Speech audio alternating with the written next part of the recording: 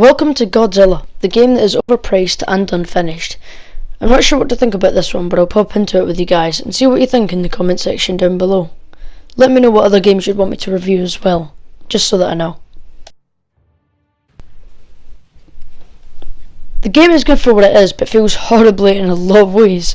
As a start, the price. The game was a whopping £40 when it came out, so that's unacceptable for a game that feels so unfinished. There are glitches, there are bad modes, and outright useless characters. To start off, I bought this game for £3.99 on sale before its digital version was removed from the PlayStation Store. That's alright, the game is definitely worth £4, but £40 is a long shot from what it should be. I'd say probably £10–15 at most. There are a total of 20 kaiju in the game, which, if you don't know the meaning of kaiju, it basically means massive monster you don't want at your birthday. What's more is that 8 of them are some form of Godzilla, and there are 5 Mecha Kaiju, and 4 of those are Mecha Godzillas if you count Kiryu, so an unnecessary amount of Mecha Godzillas. And there's so many more Kaiju to choose from, as proven by the Kaiju guide in the game, but they make 8 Godzillas and 4 Mecha Godzillas. Really? There are a few modes in Godzilla, but only one involves destroying a city, God of Destruction mode. And it's so goddamn repetitive. Destroy a city, get bigger, and fight one kaiju. Rinse and repeat until you're banging your head off a wall because you've done 5 stages out of 10 and have to endure through another 5. You get a couple of options though in God of Destruction mode, just to keep it fresh. You can do what I assume is a campaign, which is go ashore because it's the one with the cutscenes and the only one you have to play as a standard Godzilla. Another is invade, which is go ashore except for you get to choose from the assortment of kaiju in the game, and I'll get to unlocking them in a minute. But the final mode is defend, which is fight a kaiju and move on mode, which I'm assuming you're on the human side. You lose if the destruction level drops, but whatever, it's only got like 5 kaiju to play as, who really cares? But hey, it's another mode at least. Unlocking the kaiju is a different story, however.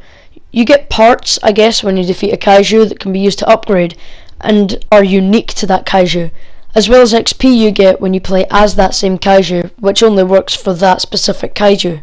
Again, you need parts and XP to upgrade them, but to unlock the Monster of Destruction you have to use a part from defeating them, just one of them. Here's a challenge. Drink a shot every time I say kaiju. I'll do it, but I'm 13, so I'll use apple juice. By far the hardest kaiju to beat is Destroyer, and he's just not good enough for the last character you unlock. I'm pretty sure he's the last one you get anyway, because I haven't seen someone with him who hasn't gotten every other one first. This guy is really rare to fight, and it just doesn't work. He's just not a good enough end game reward. He's not a good enough payout for the end game reward. There's also Versus mode, PvP, simple as that. It's literally a repeat of the same move over and over till one of you dies, and then the one standing at the side who hasn't been touched yet comes in and beats the other player. Seriously, I suggest to win that you don't even try to fight unless you have to. You can do 1v1 if you want, or there can be 3 of you. Also, you can do it with your friends, so that's good. King of Kaiju is another mode, and this one is awesome. It's probably my favourite of them all. You fight a random kaiju on a random map and try to beat your best times. By the way, thanks to DrumfillStudios for this gameplay, because I was too lazy to play myself. And we even left the controller, and it took a bot 3 minutes or so before it got him low on his health, and it still didn't beat him. There are 5 kaiju and then a final stage. Then you get some parts for upgrades. Pretty cool. Evolution mode is the upgrade screen, and that's about it. And then comes the bane of this game, Diorama mode. The mode where instead of buying upgrades with the XP that you earn through grinding, you can buy little figurines to place in an area that you've conquered in God of Destruction mode.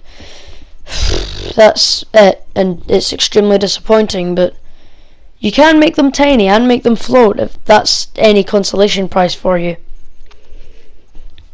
But overall, the game is good in a number of ways.